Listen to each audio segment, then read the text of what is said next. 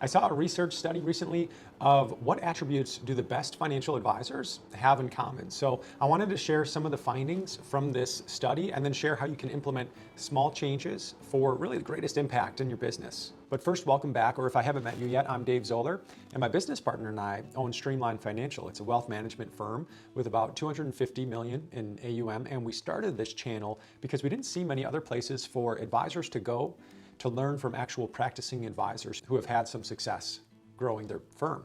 So if you're an advisor, subscribe so that you don't miss the next video. So this research study, I'm going to put up on the screen now, was interesting, and I'll just highlight some of the key things and takeaways here.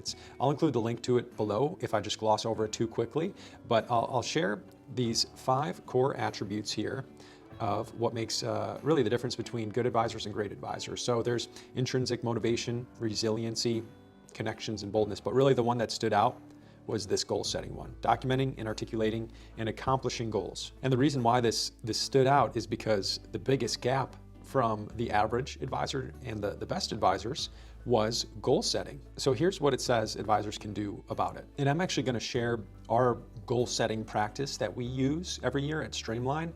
It's really a guided practice that we've done that's really helped us get specific on what we need to focus on.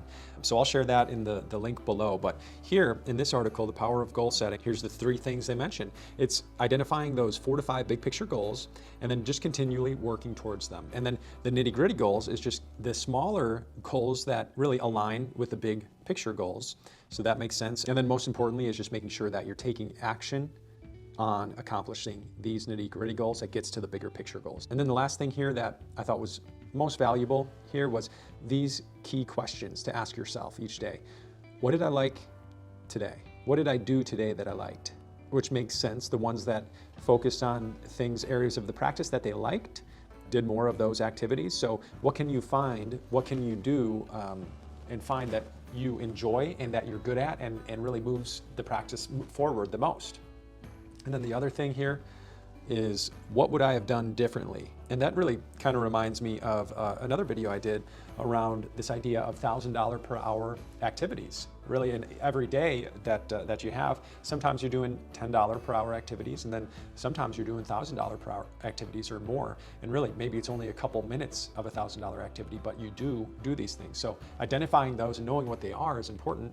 And then the other thing is, one of the practices, the easy practices you can do, is this do not do list. So similar to this. Now, this was an interesting article again, or interesting infographic, but I'll include a link to it, but then I'll also include a link to more specific goal setting practices that we use at Streamline if you want to check that out. So hopefully that's helpful for you, and I hope you have a great rest of your day.